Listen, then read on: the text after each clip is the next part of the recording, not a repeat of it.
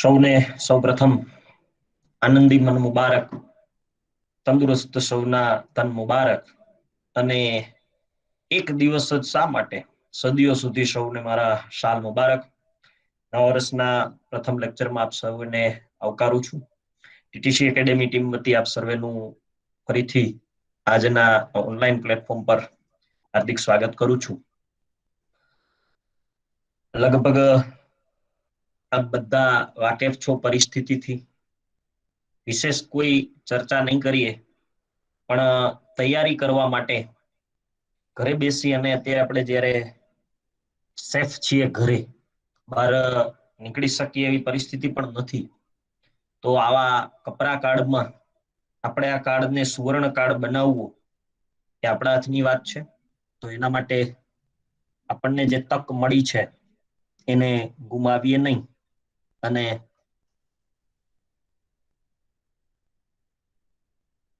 મહેનત કરીએ, પણ પ્લાનિંગ સાથે, પરફેક્શન સાથે.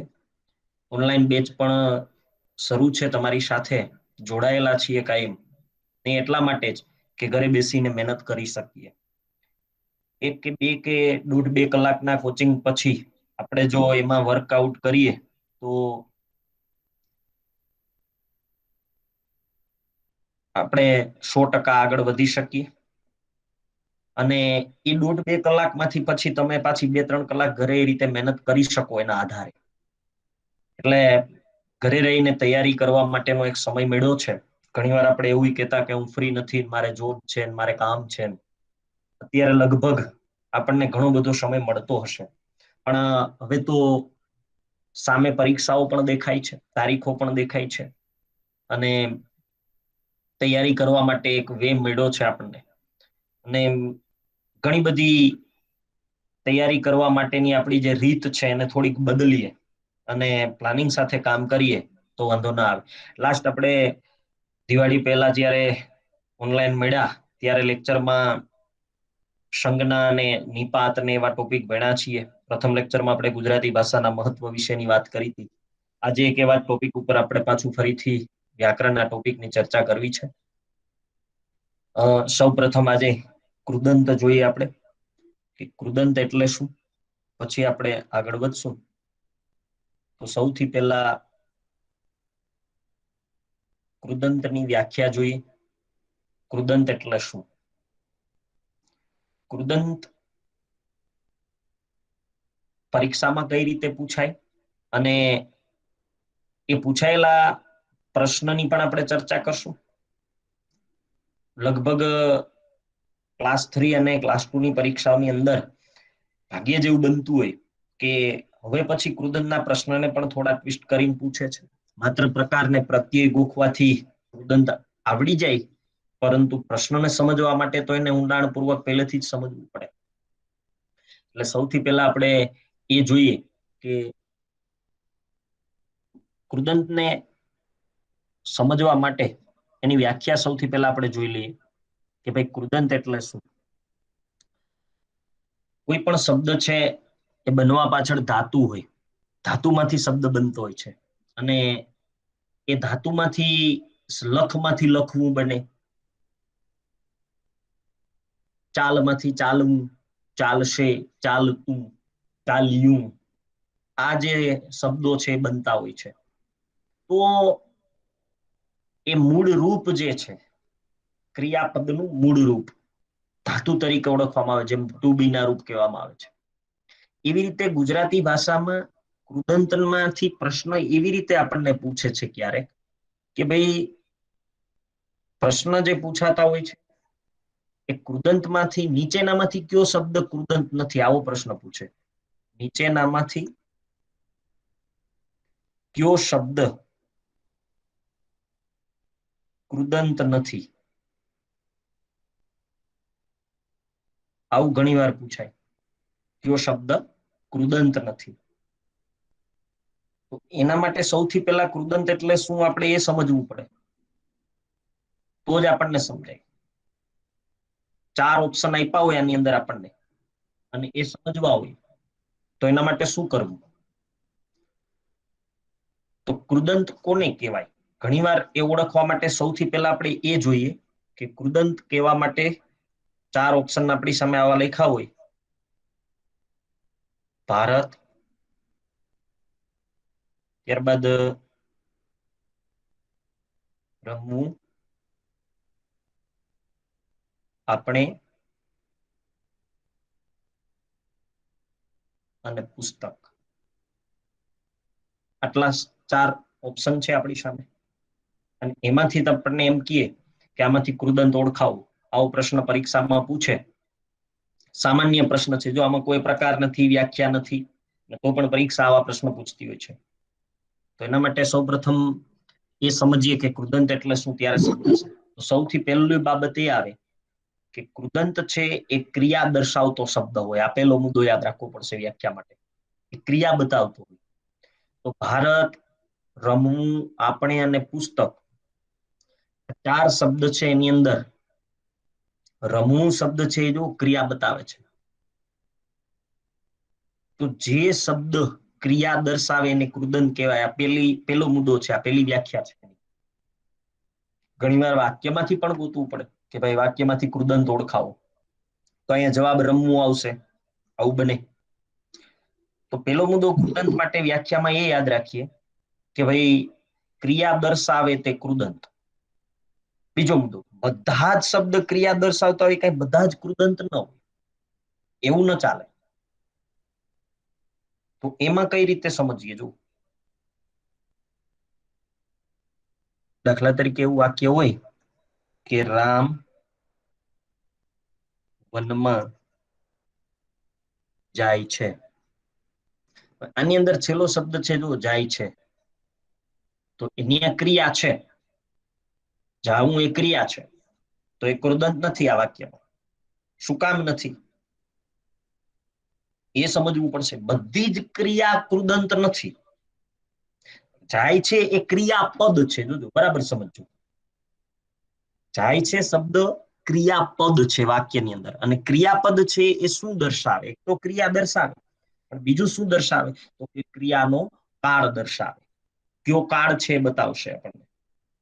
તો અહીંયા જાય છે એ વર્તમાન કાળ છે. જો તો કાળ હોય એવું જે ક્રિયાપદ હોય એમાં ક્યારેય કૃદંત નથી, કારણ કે કૃદંત અને કાળને સંબંધ નથી.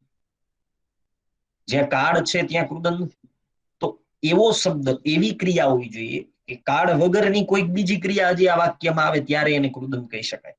તો હજી એક બીજું વાક્ય લખું છું તમારી સામે. હું જોઉં, રામ ચાલીને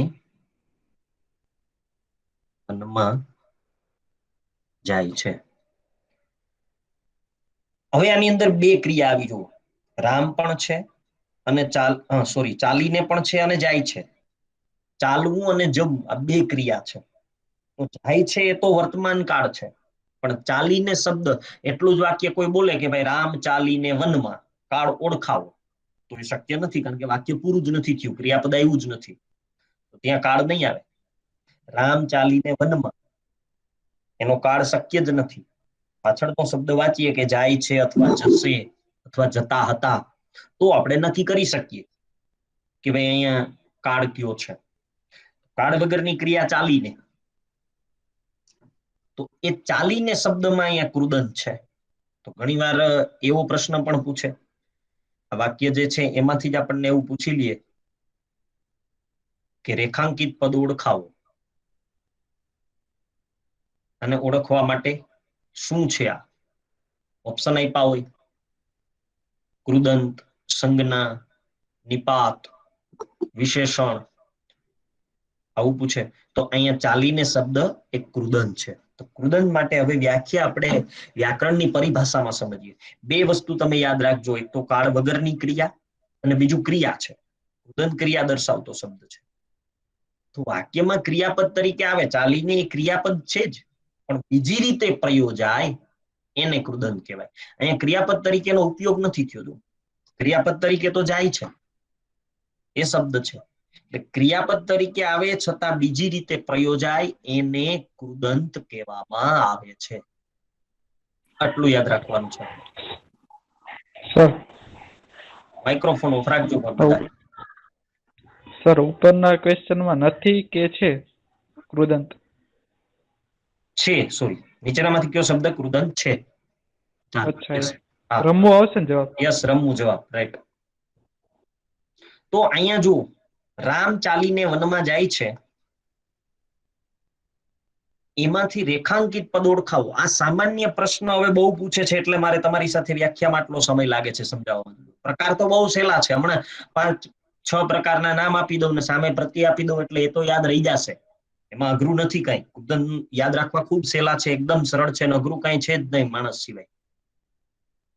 એ તો કૃદંતના નામ અને સામે એના પ્રકાર પ્રત્યય આપી દે એટલે સમજાઈ જશે તરત.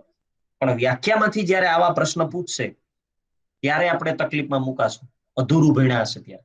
એટલે પેલા એ સમજો કે આવા બેઝિક માંથી જે પ્રશ્નો પૂછાય એ હવેની પરીક્ષાઓમાં બહુ પ્રશ્ન આવા આવતા હોય છે, જેની અંદરથી વ્યાખ્યાના પ્રશ્નો આવતા હોય છે. તો હવે આગળ જોઈએ. એક પ્રશ્ન એવો પણ હતો પરીક્ષાની અંદર, જુદું કે ભાઈ ક્રિયાપદ કાળ દર્શાવે છે તો કૃદંત શું દર્શાવે? આવો પ્રશ્ન પણ હતો. ક્રિયાપદ કાળ દર્શાવે તો કૃદંત શું દર્શાવે? આવું પરીક્ષાએ પ્રશ્ન પૂછ્યો છે. ક્રિયાપદ કાળ બતાવે તો કૃદંત શું દર્શાવે? આવા પ્રશ્નની અંદર ક્યારેક આપણે થાપ ખાઈ જઈએ. તો એના માટે મહત્વની સૌથી બાબત એ છે જો કે કૃદંત છે ઈ ક્રિયાની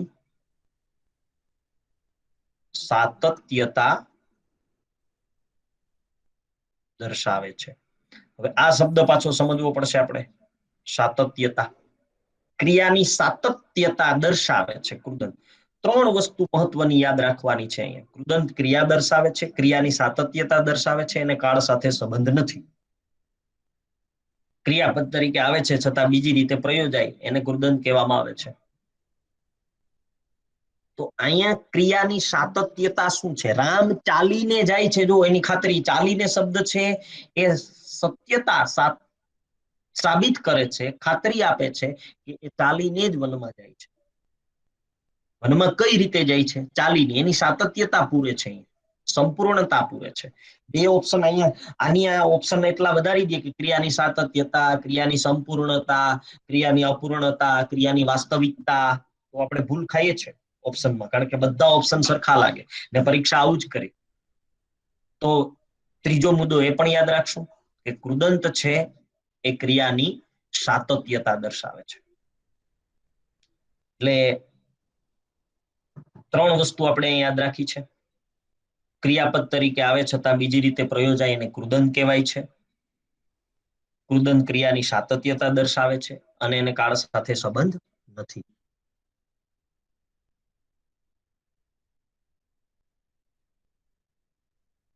ઓકે, એક જ મિનિટ માટે હું વિડીયો ઓફ રાખું છું, પછી હમણાં હું કરું છું. તો કૃદંતની વ્યાખ્યા આપણે ભણ્યા. હવે એનાથી આગળ જશું કૃદંતના પ્રકારો તરફ. ઘણીવાર એવું પણ પ્રશ્ન પરીક્ષામાં પૂછે કે ભાઈ નીચેનામાંથી કયો શબ્દ કૃદંતનો પ્રકાર નથી? આવું પણ પૂછે, એમ પણ બને. ઓકે, હવે જો તો આગળ જોઈએ કૃદંતના પ્રકાર. પરીક્ષામાં એમ પણ પૂછે કે નીચેનામાંથી કયો પ્રકાર કૃદંતનો નથી? તો જોઈએ કૃદંતના પ્રકાર. પ્રકાર એકદમ સહેલા છે, ભણવા પણ સહેલા છે અને યાદ રાખવા પણ સહેલા છે. માત્ર 5 મિનિટમાં યાદ રહી જાય એવો આ ટોપિક છે, અને છતાં પણ પરીક્ષામાં આપણે રોકડા માર્ક્સ કવર કરી શકીએ એવો આ નાનો એવો ટોપિક છે. તો પણ ભૂલાઈ જાય, શું કામ? રિવિઝન ન થતું હોય. તો એના જે પ્રકાર છે એમાં સૌથી પહેલા જોઈએ, પહેલો પ્રકાર વર્તમાન કૃદંત. આ ભણી લઈએ પેલા, વર્તમાન કૃદંત કોને કહેવાય. હવે વર્તમાન કૃદંત છે તો એ વર્તમાન કાળના વાક્યમાં જ આવે એવું જરૂરી નથી. ઘણીવાર નામ જોઈને આપણને એવું લાગે કે વર્તમાન કૃદંત વર્તમાન કાળના વાક્યમાં જ આવતું હશે. ના, એવું નથી. વર્તમાન કૃદંત ગમે તે કાળમાં આવી શકે. ભવિષ્યકાળના વાક્યમાં વર્તમાન કૃદંત હશે, ભૂતકાળના વાક્ય રચનામાં પણ વર્તમાન કૃદંત હશે, અને વર્તમાન કાળના વાક્ય રચનામાં વર્તમાન કૃદંતો આવી શકે. તો સૌથી પહેલા એની વ્યાખ્યા શું વર્તમાન કૃદંતની, તો એ જોઈ લઈએ વ્યાખ્યા ખાસ કરીને.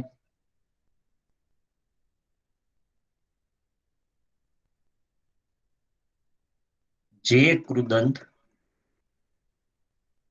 ક્રિયાના કોઈ પણ કાળની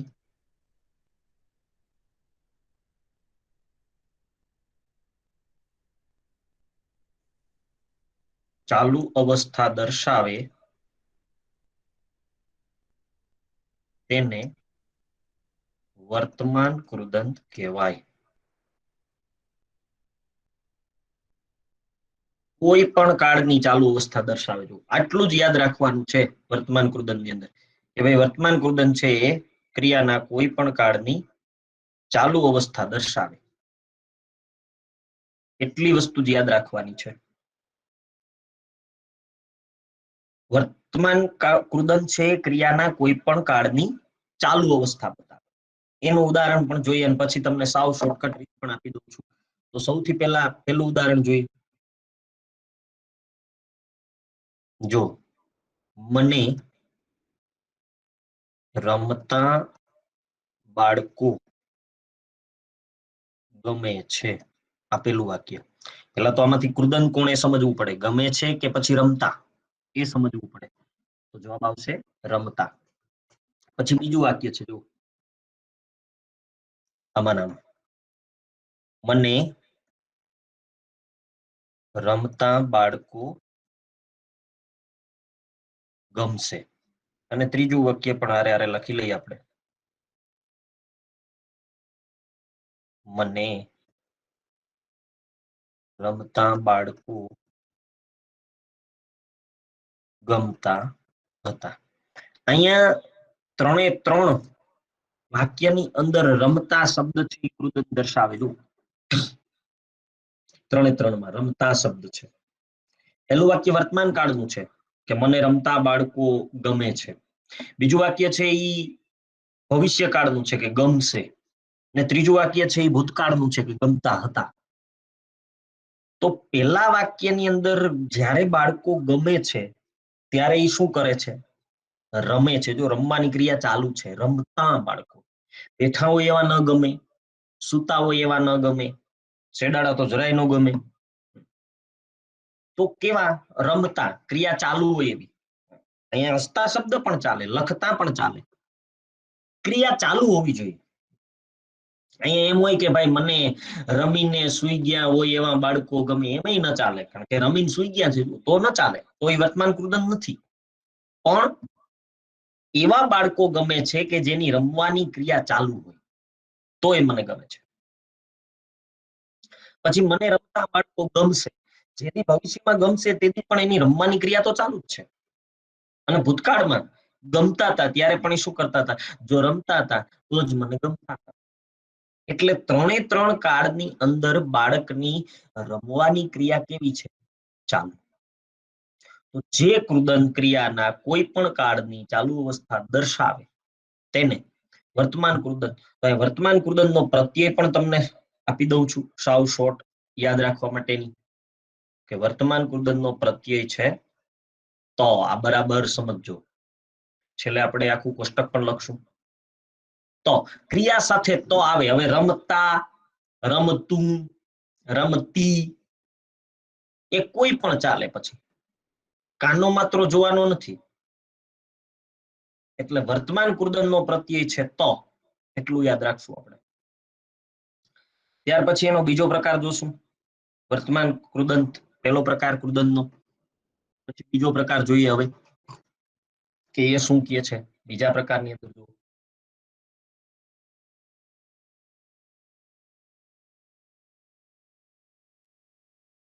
ભવિષ્ય કૃદંત.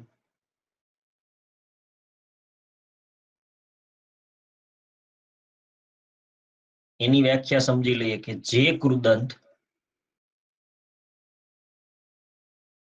ક્રિયાના કોઈ પણ કાળની ક્રિયાના કોઈ પણ કાળની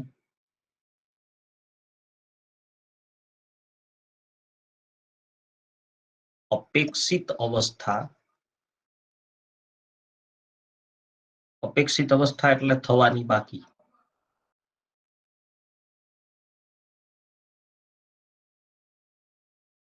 દર્શાવે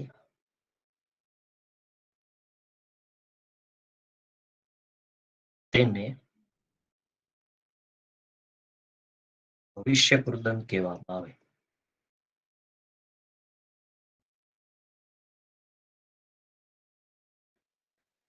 ક્રિયાના કોઈ પણ કાળની અપેક્ષિત અવસ્થા જો ભવિષ્યમાં જે થવાની હોય, થવાની બાકી શબ્દ એટલા માટે મૂક્યો છે કે તમને સમજે. પરીક્ષામાં ક્યારેક વ્યાખ્યા પણ પૂછી શકે કે નીચેનામાંથી કયો કૃદંત ક્રિયાની અપેક્ષિત અવસ્થા દર્શાવે છે, આવું પણ પૂછે. તો અહીંયા અપેક્ષિત અવસ્થા ભવિષ્ય કૃદંત દર્શાવશે. આના પણ પ્રત્યય છે. પેલા ઉદાહરણ જોશું, એ પેલા યાદ રાખશું કે કૃદંત છે એને કાળ સાથે સંબંધ નથી, એ માત્ર ક્રિયા દર્શાવે છે, ક્રિયાપદ તરીકે આવે છે છતાં બીજી રીતે પ્રયોજાય છે, અને એ ક્રિયાની સાતત્યતા બતાવે છે. તો અહીંયા પણ પ્રત્યય જોઈ લઈ. ઉદાહરણ હમણાં જે જોયું હતું એવું જ ઉદાહરણ આજે પાછું મારે લખવું છે કે મને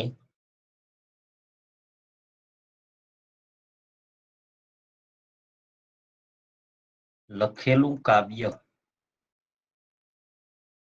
ગમે છે.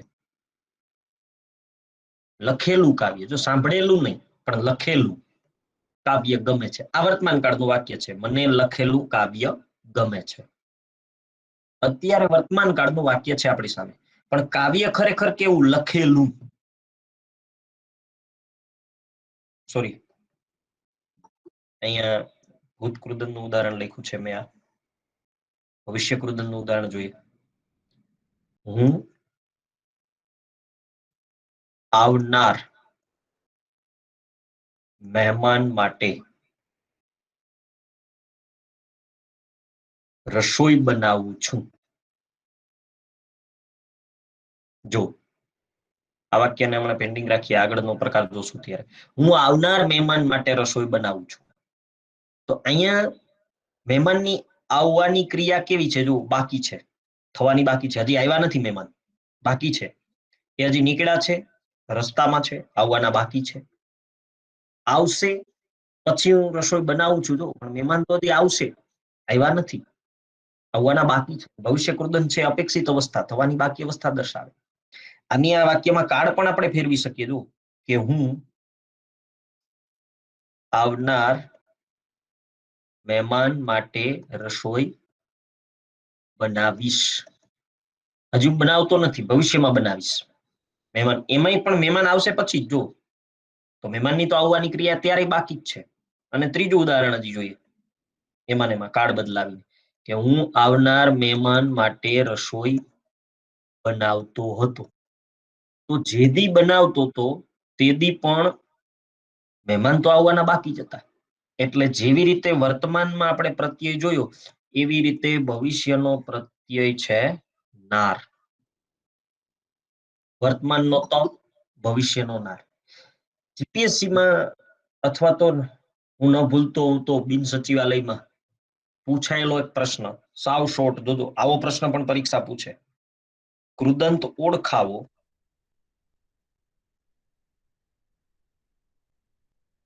સાંભળનાર, આવું પણ પૂછે. જોજો કૃદંત ઓળખાવો સાંભળનાર, વાક્ય નહોતું, ખાલી આટલું જ. આવું પણ બને, પરીક્ષા આપણી સાથે આવું પણ કરી શકે. એટલે બરાબર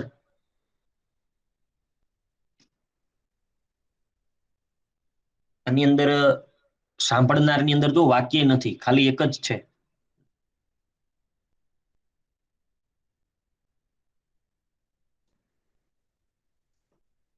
આખું વાક્ય પરીક્ષા પૂછે એવું જરૂરી નથી, માત્ર શબ્દ પણ પૂછે ત્યારે આપણને આ પ્રત્યય કામ આવે. તો વર્તમાન કૃદંતમાં તો યાદ રાખ્યો છે, એમ ભવિષ્ય કૃદંતમાં નાર યાદ રાખશું. પછી આગળ જોઈએ, બે કૃદંત શીખ્યા આપણે, વર્તમાન કૃદંત અને ભવિષ્ય કૃદંત.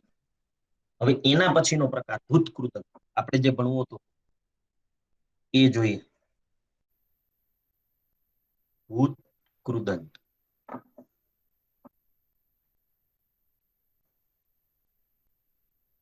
એની વ્યાખ્યા પણ સમજી લઈએ કે જે કૃદંત ક્રિયાના કોઈ પણ કાળની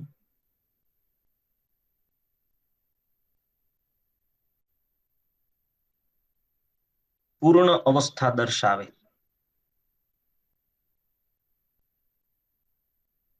તેને ભૂત કૃદંત કહેવાય. ભૂત કૃદંત.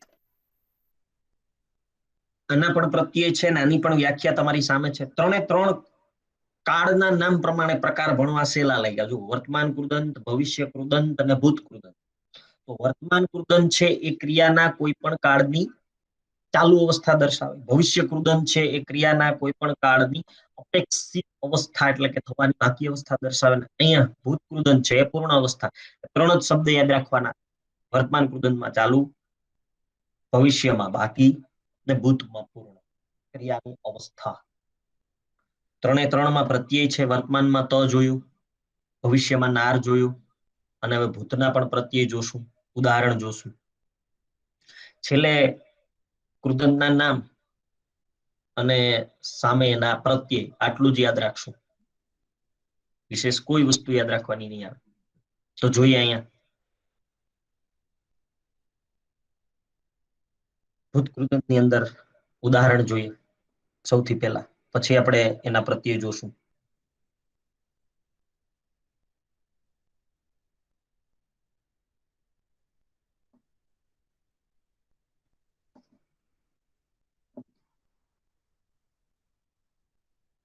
મને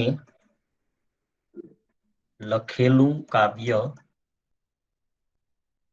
ગમે છે. કેવું કાવ્ય? જો તો કે લખેલું, જે લખાઈ ગયું હોય એ પૂરું થઈ ગયું હોય, ભૂતકાળમાં લખેલું હોય. પછી આપણા જે ઉદાહરણ હતા એને આની સાથે સરખાવીએ, આ કૃદંત સાથે, કે હું આવેલ મહેમાન માટે રસોઈ બનાવું છું. તો અહીંયા જો મહેમાનની આવવાની ક્રિયા કેવી થઈ ગઈ છે? તો કે પૂરી. આવેલ, મહેમાન આવી ગયા છે. આવવાની ક્રિયા પૂરી થઈ ગઈ છે. આવેલ મહેમાન માટે, ઓમાં આવનાર બાકી હતા આવવાના, અહીંયા આવેલ મહેમાન માટે. એટલે ભૂત કૃદંતનો એક પ્રત્યય એલ બનશે. એલ ઘણી વાર એલ દેખાય નહીં આપણને, એવું બનતું હોય. જો આ એલ લ ખોડો કરું છું, એલ આવેલમાં વ માં એ છે. જો વ પ્લસ એ એટલે વે બને. તો આવ ને એમાં એલ ઉમેરાય એટલે આવેલ. એટલે ઘણી વાર ધ્યાન રાખવું પડે કે એલ પ્રત્યે દેખાતો ન હોય આપણને. હવે એમાં કાના માત્રા તો ફરી શકશે, એ આપણે ધ્યાનમાં નથી લેવાના. તો એના માટે શું? આગળનું ઉદાહરણ હજી જોઈએ, એનાથી વિશેષ પરીક્ષામાં પૂછાયેલું એક વાર હું અહીંયા લખું છું. રાંધિયા ધાન રખડી પડ્યા, આવું પૂછાણું એક્ઝામની અંદર. પેલા તો ધાન એટલે ધાન્ય, રાંધિયા એટલે રાંધેલા, જે રાંધ્યા હતા ધાન અનાજ એ રખડી પડ્યા, કોઈ ખાધા નહીં એવું. તો અહીંયા ધાન રાંધવાની ક્રિયા પૂરી, કોઈ કરતા કે કોઈ નથી. પરીક્ષા આવા ઉદાહરણ પૂછશે. અને પરીક્ષામાં તો કાવ્ય પંક્તિમાં પણ કૃદંત પૂછાણા છે, એ આપણે આગળ જોશું કે કઈ રીતે પૂછાણા. સાથે સાથે તમને દર વખતે લખું જ છું કે આ પરીક્ષામાં પૂછાયેલો પ્રશ્ન, જેમ ભવિષ્ય કૃદંતમાં જોયું તો આપણે સાંભળનાર. તો અહીંયા ય આવ્યો, તો ય પ્રત્યય પણ છે આનો, જેમ એલ છે એની સાથે ય પણ છે. એટલે બે જોવા પડશે આપણે ખાસ, એલ અને ય ભૂત કૃદંતના. એલ પ્રત્યય પણ છે અને ય પ્રત્યય પણ છે. પછી કાના માત્રા પાછા અહીંયા પણ નથી જોવાના. રાંધિયા ધાન રખડી પડ્યા. એટલે બે પ્રત્યય છે. અહીંયા એક એકદમ વિશિષ્ટ પ્રશ્ન આમાંથી જો પરીક્ષાની અંદર કે ભાઈ નીચેનામાંથી કૃદંત ઓળખાવો. પ્રશ્ન પૂછે કે હું આવેલ મહેમાન માટે રસોઈ બનાવું છું. આવેલ શબ્દ નીચે અંડરલાઈન છે. ઓપ્શન પણ સામે આપ્યા હોય. તો હવે આના બે પેટા પ્રકાર પડ્યા છે. એક તો સાદુભૂત કૃદંત અને બીજું મસાલા નહીં પણ પરોક્ષભૂત કૃદંત.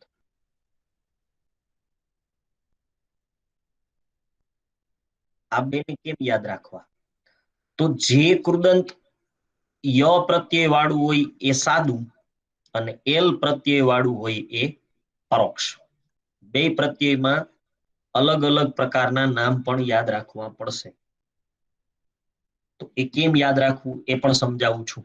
જો આવું ક્યારે યાદ રાખવું પડશે કે ઓપ્શનની અંદર 3 ઓપ્શન આપી દે તમને કે ભૂત કૃદંત, સાદો ભૂત કૃદંત, પરોક્ષ ભૂત કૃદંત અને ભવિષ્ય કૃદંત. આમાંથી એક ઉદાહરણ હોય તો ડી ઓપ્શન નીકળી ગયો, ભવિષ્ય કૃદંત. આ 3 માંથી કયો ભૂત કૃદંત આવે? સાદો ભૂત કૃદંત આવે, પરોક્ષ ભૂત કૃદંત આવે કે ખાલી ભૂત કૃદંત આવે? એ કોણ નક્કી કરશે? પ્રત્યય. જો ય પ્રત્યય વાળું પદ હોય તો સાદા ભૂત કૃદંત નું ઉદાહરણ હોય. એલ પ્રત્યય વાળું પદ હોય તો પરોક્ષ હોય. તો એ જ કરવું પડે. ત્યારે ભૂત કૃદંત કરશું તો નહીં ચાલે. હા, સાદો કે પરોક્ષ નથી માંગ્યા તો એ બે ભૂત જ ગણાય છે. કારણ કે સાદું એ પણ ભૂત કૃદંત છે, પરોક્ષ એ પણ ભૂત કૃદંત છે. પેટા પ્રકાર ન માગે તો કોઈ પ્રશ્ન નથી, પણ પરીક્ષામાં પૂછાઈ ગયો છે આ યાદ રાખજો. જો ય પ્રત્યય વાળું પદ હશે તો સાદો ભૂત કૃદંત અને એલ પ્રત્યય વાળું પદ હશે તો પરોક્ષ ભૂત કૃદંત. તો એમાં તમને યાદ રાખતા શીખવાડું છું. સાદું ભૂત કૃદંત, એમાં સાદા શબ્દની અંદર 2 અક્ષર છે, સા અને દુ, 2 અક્ષર. પરોક્ષ જે છે એની અંદર 3 અક્ષર છે, પ, રો અને ક્ષ.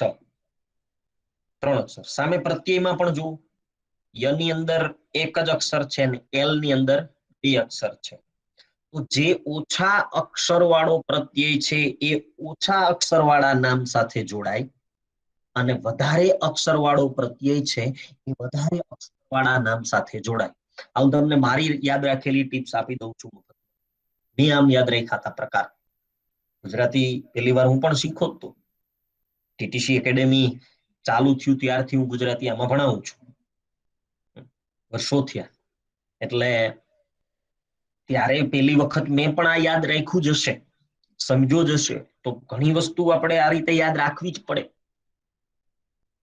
આ યાદ રાખવાની પદ્ધતિ છે કે ભાઈ સાદો અને પરોક્ષ બંને પ્રકાર યાદ રાખવા હોય તો એવી રીતે યાદ રાખવાના કે ઓછા અક્ષર વાળો પ્રત્યય ઓછા અક્ષર વાળા નામના પ્રકાર સાથે અને વધારે અક્ષર વાળો પ્રત્યય છે વધારે અક્ષર વાળા નામના પ્રકાર સાથે. આવું બને. તો અહીંયા ત્રીજો પ્રકાર આપણો પૂરો થયો, ભૂત કૃદંત. એમાં 2 પ્રકાર ખાસ યાદ રાખશું, સાદું ભૂત કૃદંત અને પરોક્ષ ભૂત કૃદંત. ય ને નેક્સ્ટ. હવે એના પછીનું જોઈએ, મોસ્ટ આઈએમપી બાબત, સંબંધક ભૂત કૃદંત.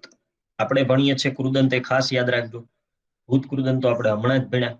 હવે એમાં એટલું એડ થયું આ વખતે, સંબંધક. એ જોઈએ.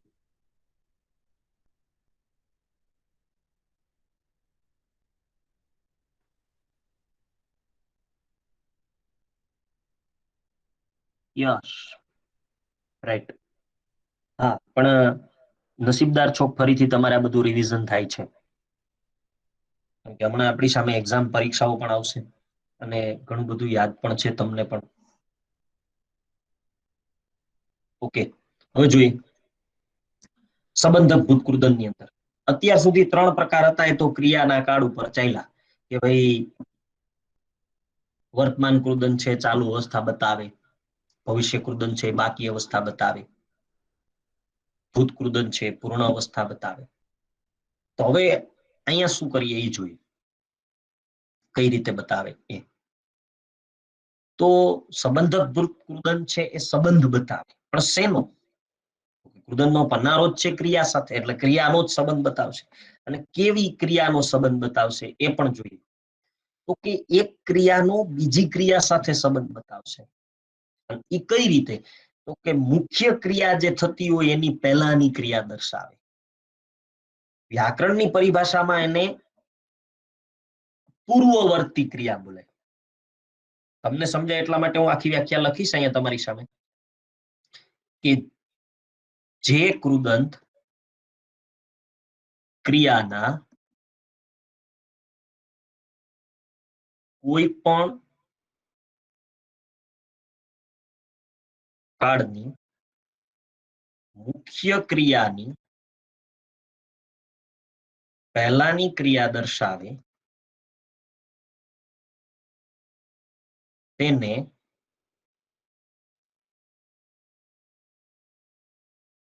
સંબંધક ભૂત કૃદંત કહેવાય.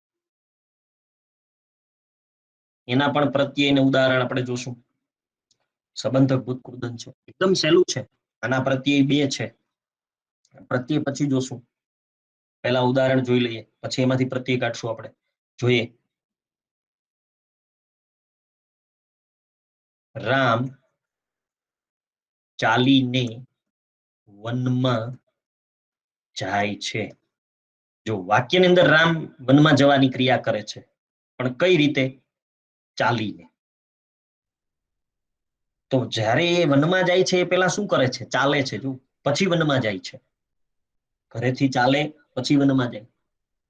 બીજું ઉદાહરણ જોઈએ, વધારે સમજાય એવું અને મને ગમતું. બાળક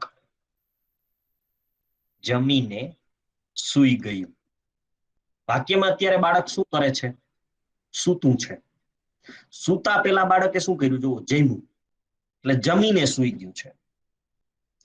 મુખ્ય ક્રિયા જે થતી હોય એની પેલાની ક્રિયા જે દર્શાવે એને ગુજરાતીમાં સંબંધક ભૂત કૃદંત કહેવાય. કે મુખ્ય ક્રિયાની પહેલાની ક્રિયા બતાવે તેને સંબંધક ભૂત કૃદંત કહેવામાં આવે. આ બરાબર સમજવું પડશે. મુખ્ય ક્રિયાની પહેલાની ક્રિયા દર્શાવે તેને સંબંધક ભૂત કૃદંત કહેવાય. એ આપણે સમજવાનું.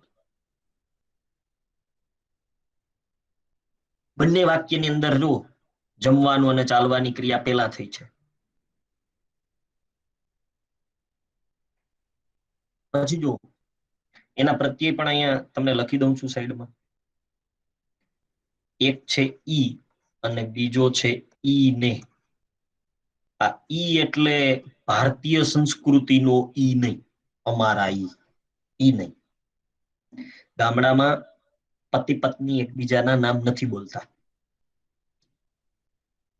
શહેરમાં પણ હોય છે, પરંતુ જૂની પરંપરા મુજબ પતિ પત્ની, એમાંય ખાસ કરીને પત્ની છે પતિનું નામ ન બોલે. પતિ હજી કદાચ ક્યારેક બોલી જાય, પણ પત્ની નથી બોલતી. સંસ્કૃતિ પરંપરા છે કે પત્ની છે પતિને નામથી ન બોલા. અમારા ઈ બોલે, અથવા હું તમને કહું છું આવું બોલે. અને કાં તો છોકરાનું નામ લે, જેવી રીતે તમે જોવો છો ટપુ કે પાપા દયા બોલતી એમ. એની પાછળના રીઝન પણ છે. હવે તો આપણે પતિ પત્નીને નામથી બોલાવીએ, ભલામણા નામથી, નિકનેમથી બોલાવીએ છીએ. પ્રેમ છે એક જાતનો, હોવો જોઈએ. અલગ અલગ નામ આપ્યા હોય અને એવું હોવું જોઈએ, પણ સાચું હોવું જોઈએ. તો અને ઘણી વાર તો બહુ વિચિત્ર રીતે બોલાવે એવું બને. આપણે નક્કી કરવું પડે કે આ કોણ બોલાવે છે. પતિ પત્ની બોલાવતા હોય એકબીજાને નામથી, તો પણ ખરેખર એની પાછળનું વેદ શાસ્ત્ર સંસ્કૃતિ પ્રમાણેનું એક કારણ છે કે પત્ની છે એ પતિને શા માટે નામ લઈને ન બોલાવે. આપણે ત્યાં બે વાક્ય બહુ પ્રચલિત છે કે ભાઈ જન્મ છે એનું મૃત્યુ નિશ્ચિત છે અને નામ છે એનો નાશ છે. તો જન્મે જેટલા એ મૃત્યુ પામે. તમે જોજો, જેટલા જન્મતા હોય એ જ મરે. બાકી પંખો કોઈ દી મરે નહીં, કારણ કે એ જન્મતો નથી. પંખો છે એ મરે નહીં, કારણ કે એ જન્મતો નથી. જન્મે એનું મૃત્યુ. તો પંખાનું શું થાય? તો કે નામ છે એનો નાશ છે, ત્યાં એ વાક્ય કામ આપે. પંખો નામ છે તો એનો નાશ થાય, પંખાનો નાશ થાય. અમુક ટાઈમે હળી જાય, બરી જાય, એવું થાય. એમ કોઈ પણ વસ્તુ ના નામ હોય તો એનો નાશ થાય, ને જન્મ હોય તો એનું મૃત્યુ. એટલે પત્ની છે પોતાના પતિનું નામ એટલા માટે નથી બોલતી કે નામ છે એનો નાશ છે, એવું નથી ઈચ્છતી કે મારા પતિનો નાશ થાય, એની પ્રતિષ્ઠાનો નાશ થાય એવું એ નથી ઈચ્છતી, એટલે નામથી નથી બોલાવતી. અને પતિ પત્નીના સંબંધ તો ઉજળા છે, દાંપત્ય જીવન કે છે. ચંદ્રકાંત બક્ષીને વાંચો તો ખબર પડે કે દાંપત્ય જીવન કેવું હોવું જોઈએ. એટલે દાંપત્ય જીવન શ્રેષ્ઠ બનાવવા માટે સમજણ કેળવવી જરૂરી છે. મેં હમણાં જ 1-2 દિવસ પહેલા જ સુવિચાર સ્ટેટસમાં મૂક્યો હતો કે ભાઈ સુખી થવા માટે, આનંદ મેળવવા માટે, કાયમી આનંદ, કાયમી સુખી થવા માટે સુવિધાઓની જરૂર નથી, સમજણની જરૂર છે. સમજણ કેળવવી પડે. તમે તમારા માતા પિતાની ઈચ્છાઓને સમજી શકો એ સાચી સમજણ, એ તમારી ઈચ્છાને સમજી શકે એ સાચી સમજણ. ને સમજવી જ જોઈએ, કેળવવી પડશે ને કેળવવી જોઈએ. તો આ સમજણને કેળવીએ તો જ આગળ વધી શકાય. જીવનની અંદર સાચું સુખ પામવામાં ક્યારેક આપણે ભૂલી જતા હોય, થાપ ખાતા હોય છે. ઘણી વાર એવું થાય કે આપણે તૈયારીઓમાં આપણું મન ભાંગી પડતું એવું બને. આ બધું શા માટે? પણ જો તમારા પરિવારની ઈચ્છાઓને પૂરી નહીં કરી શકો તો ક્યાંક રંજ રહે. એ પૂરી કરવા માટેનો એક સમય આપ્યો છે, ઈશ્વરે આપણને નિમિત્ત બનાવ્યા છે, એક અવસર આપ્યો છે, એક તક આપી છે, તો એને કેળવીએ અને કંઈક નિર્માણ કરીએ. તો ફરીથી અહીં આવીએ સંબંધક ભૂતકૃદંતમાં. આગળનું ઉદાહરણ જોઈએ. હું ક્લાસમાં ઉદાહરણ આપી ચૂક્યો છું, મને બહુ ગમે છે કે બા ચાલીને મંદિરે ગયા. અહીંયા એવો પ્રશ્ન પણ પૂછતો કે બગીચે નહીં, મંદિરે. બા બગીચે ન જાય આપણે એવું કહેતા, પણ હવે તો અત્યારે તો કોઈ જઈ શકે એવી પરિસ્થિતિ નથી. બા તો ઠીક, આપણે નહીં. અને જાય. સુરેશ દલાલનું અહીંયા કાવ્ય પણ આપણે શેર કરતા, કારણ કે બા ને જેમ વૃદ્ધ થાય ને માણસ, દાંપત્ય જીવનની હમણાં જ વાત ચાલતી હતી ને એવું જ ઉદાહરણ પાછું આવ્યું છે. જો એટલે 2 મિનિટ તમારી લઈશ. જેમ માણસ વૃદ્ધ થતો જાય ને એમ પોતાના પરિવાર પ્રત્યેનો પ્રેમ વધવું જોઈએ. તમે વિચારો, કોઈ પણ વૃક્ષ છે એ મોટું થાય પછી ફળ આપે, પરિપક્વ થાય. માણસ છે એમ મોટો થાય એમ જો ખળભળતો જાય છે. અમુકને એને દવા લેવી પડતી હોય, શરીર કથળતું જાય છે. તો જેવી રીતે જેમ જેમ ઉંમર કેળવાતી જાય એમ એમ સમજણ કેળવાતી જતી હોય છે, એમ પ્રેમ પણ વધતો જતો હોય દાંપત્ય જીવનમાં.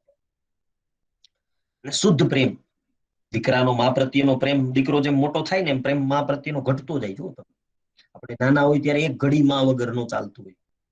આ શુદ્ધ પ્રેમની હું વાત કરું છું. મા વગર આપણને એક ઘડી ન ચાલે. જેમ જેમ મોટા થતા જઈએ એમ એમ આપણે એ અંતર પડતું જાય છે. પ્રેમની વચ્ચે અંતર હોય છે.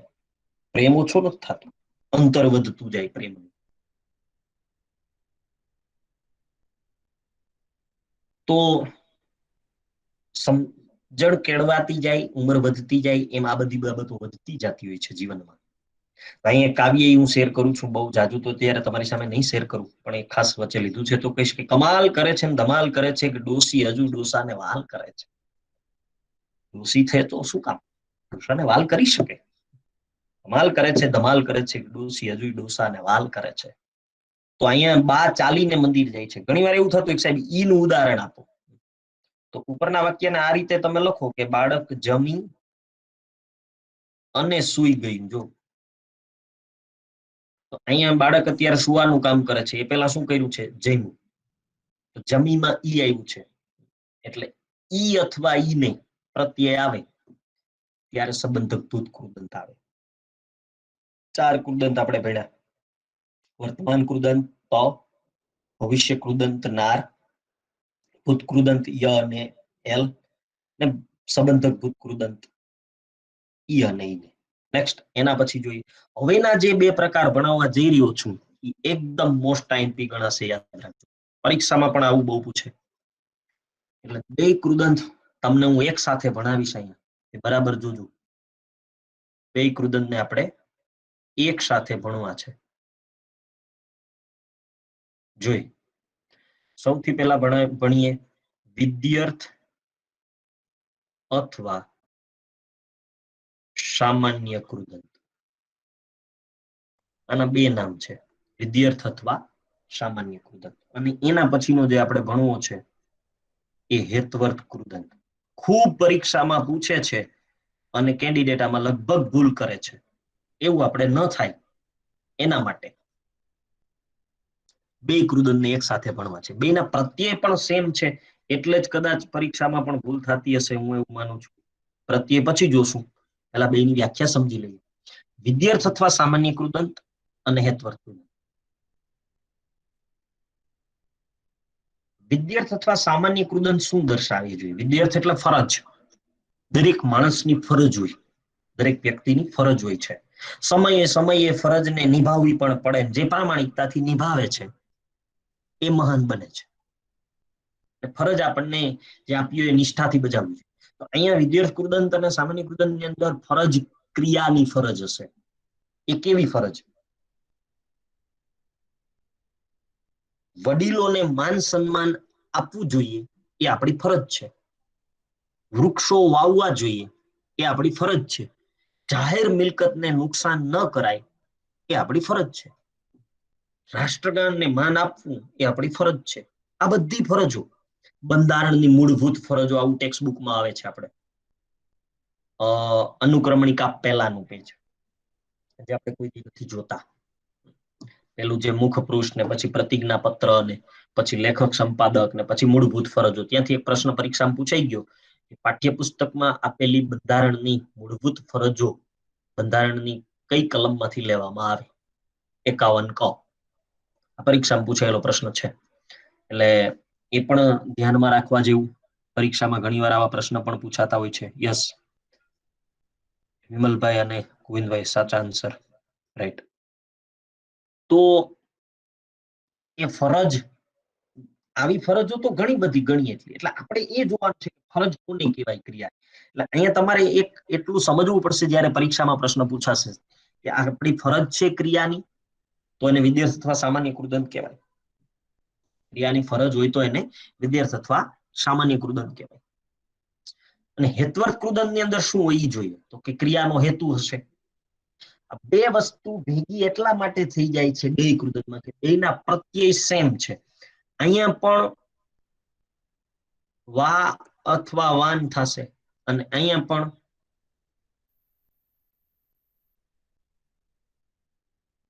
વા અથવા વાન. અહીંયા વ આવશે, સોરી,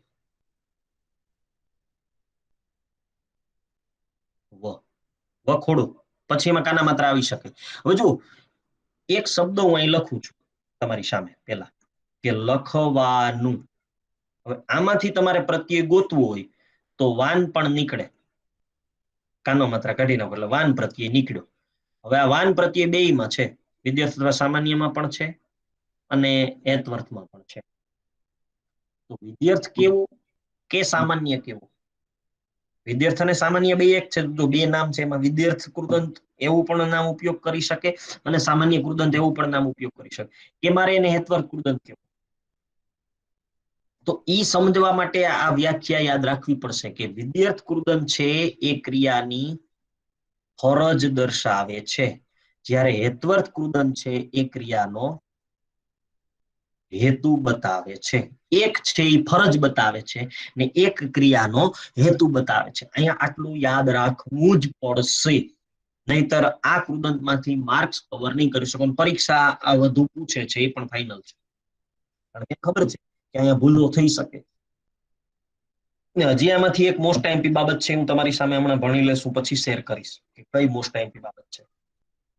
તો વિદ્યાર્થ કૃદંત છે એ ક્રિયાની ફરજ બતાવે અને હેતવર્ત કૃદંત છે એ ક્રિયાનો હેતુ બતાવે છે. પ્રત્યય વવાન અથવા વાવાન. તો બંનેની અંદર ઉદાહરણ જોઈએ.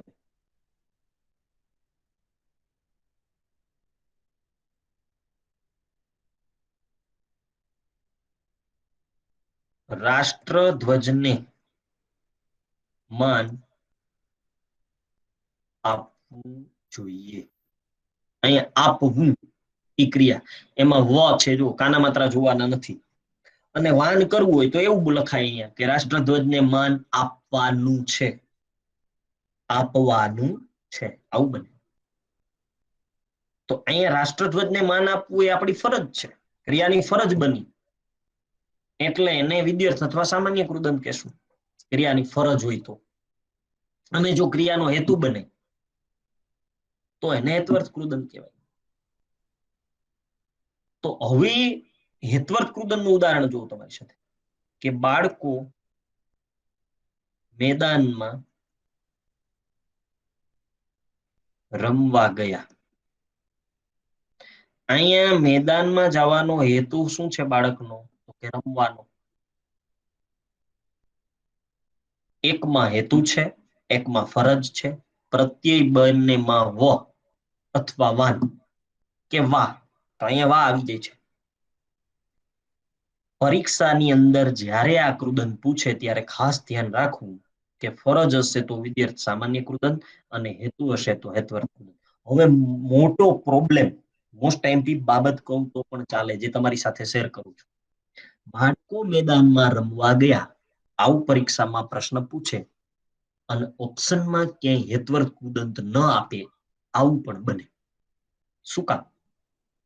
તો શું કરવું? હેત્વર્થ કૃદંતનું ઉદાહરણ છે, ઓપ્શનમાં ક્યાંય હેત્વર્થ કૃદંત છે નહીં, તો એ પણ યાદ રાખો કે જ્યારે 2012 કે 13 સુધીના અભ્યાસક્રમની અંદર વિદ્યાર્થ કે સામાન્ય કૃદંત સુધી જ પ્રકાર આવતા. હેત્વર્થ કૃદંતનો પ્રકાર નવા અભ્યાસક્રમમાં એડ થયો. મનમાં એવું થતું હશે કે સાહેબ એવું થોડું હોય. સંજ્ઞા જ્યારે તમે ભણાવી ત્યારે મેં કીધું હતું કે આજથી સુધી 5 પ્રકાર સંજ્ઞા ટેક્સ્ટબુકમાં આવતા. હવેની જે નવી ટેક્સ્ટબુક છે, પાઠ્યપુસ્તક 10મા ધોરણની, આઈ થિંક યસ, એ 10મા ધોરણના પાઠ્યપુસ્તકમાં ક્રિયાવાચક સંજ્ઞા એડ થઈ 6ઠા પ્રકાર તરીકે. તો અહીંયા પણ એવું થાય કે હેત્વર્થ કૃદંત એડ થયો છે, તો એ હેતુ તો નથી ઓપ્શનમાં, તો એ હેત્વર્થ કૃદંતના ઉદાહરણને શું ગણવાનું? વિદ્યાર્થ અથવા સામાન્ય. ઓપ્શન હશે. પણ જો હેત્વર્થનું ઉદાહરણ છે અને ઓપ્શનમાં હેત્વર્થ છે, તો એને હેત્વર્થ જ કહેવાનું છે. પણ નથી ત્યારની હું વાત કરું છું, આ બરાબર સમજો. તો વિદ્યાર્થ અથવા સામાન્ય કૃદંત છે, એની અંદર વ વાન ફરજ છે અને હેત્વર્થ કૃદંતમાં કારણ છે, હેતુ છે. એ મેદાનમાં જવાની ફરજ નથી, હેતુ છે. બીજું એક ઉદાહરણ જોઈએ એની અંદર. આ ઉદાહરણ હું બહુ લખું છું કે હું પોરબંદર ફરવા ગયો. અહીંયા ફરજ નથી મારી પોરબંદર ફરવા જવાની, તો બધા જવા જોઈએ. પણ મારો હેતુ શું છે પોરબંદર જવાનો? તો કે ફરવા. ફરવું એ ક્રિયા છે ને એમાં પ્રત્યય છે વાહ. ક્રિયાનો હેતુ દર્શાવે ત્યારે હેત્વર્થ કૃદંત બને. એક ઉદાહરણ હવે લખું છું, એમાં તમે નક્કી કરજો કયો કૃદંત છે. પરીક્ષામાં પૂછાયેલો જ છે. નીચે લખું છું ઉદાહરણ, પરીક્ષામાં પૂછાયેલો છે. સ્ત્રીઓને કેળવણી આપવી જોઈએ. નર્મદનું આ વાક્ય છે. સામાન્ય કૃદંત. Yes, right answer, 100%. સામાન્ય કૃદંત અથવા વિદ્યાર્થ કૃદંત, રાઈટ. યસ, 100%. બધાના આન્સર સાચા. યસ, સામાન્ય કૃદંત. કારણ કે આ ફરજ છે.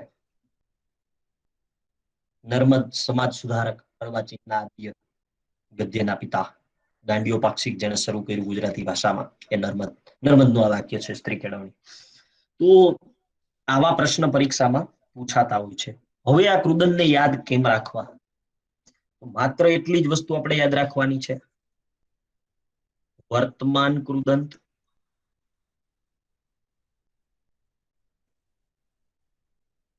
એમાં યાદ રાખશું તો, પછી આવશે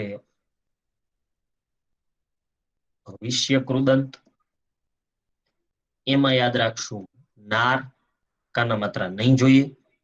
પછી આવશે ભૂત કૃદંત. અહીંયા બે વસ્તુ એ પણ યાદ રાખશું, ય અને એલ, એમાં સાદું અને પરોક્ષ. પછી આવશે સંબંધક ભૂત કૃદંત,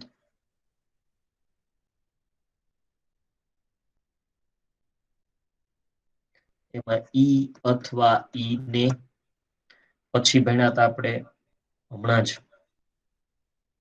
વિદ્યાર્થ અથવા સામાન્ય કૃદંત, એમાં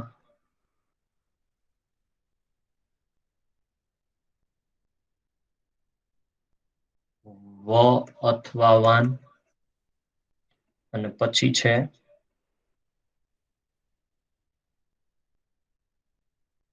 હેત્વર્થ કૃદંત, એની અંદર વા અથવા વાન. અહીંયા ખાસ એ પણ યાદ રાખવું જોઈએ કે આની અંદર હેતુ શબ્દ યાદ રાખી લેવાનો અને આની અંદર ફરજ. આટલામાં આપણા આખા કૃદંત છે આજે ભણ્યા એ આવી ગયા. આ શોર્ટકટ પણ યાદ રાખજો, વ્યાખ્યાવાળી મેટર પાછી ફરીથી. કૃદંત ક્રિયા દર્શાવે છે, ક્રિયાની સાતત્યતા, આ તો ખાસ યાદ રાખજો. કૃદંત ક્રિયાની સાતત્યતા દર્શાવે છે અને ક્રિયાપદ તરીકે આવે છતાં બીજી રીતે પ્રયોજાય એટલે શું? આમ પણ પ્રશ્ન પૂછે પરીક્ષા. ક્રિયાપદ તરીકે આવે છતાં બીજી રીતે પ્રયોજાય એટલે શું? આવો પ્રશ્ન પણ પૂછે. આ કૃદંતની વ્યાખ્યા છે. અથવા એમ પણ પૂછે કે નીચેનામાંથી કયો કૃદંત ક્રિયાની અપેક્ષિત અવસ્થા દર્શાવે, અથવા નીચેનામાંથી કયો કૃદંત ક્રિયાની ફરજ દર્શાવે. ને હવે આવા પ્રશ્ન આવવાની શક્યતાઓ વધારે, કારણ કે આટલું યાદ રાખવા વાળા તો ઘણા હશે, પણ જે વ્યાખ્યાની મેટર છે, ખાસ કરીને એક કીવર્ડ છે, વર્તમાનમાં ચાલુ અવસ્થા, ભવિષ્યમાં બાકી અથવા અપેક્ષિત અવસ્થા, ભૂતમાં પૂર્ણ અવસ્થા, સંબંધકમાં પૂર્વવર્તી ક્રિયાનો સંબંધ હોય, વિદ્યાર્થ સામાન્યમાં ફરજ હોય અને હેત્વર્થની અંદર હેતુ હોય. આવું બને. નેક્સ્ટ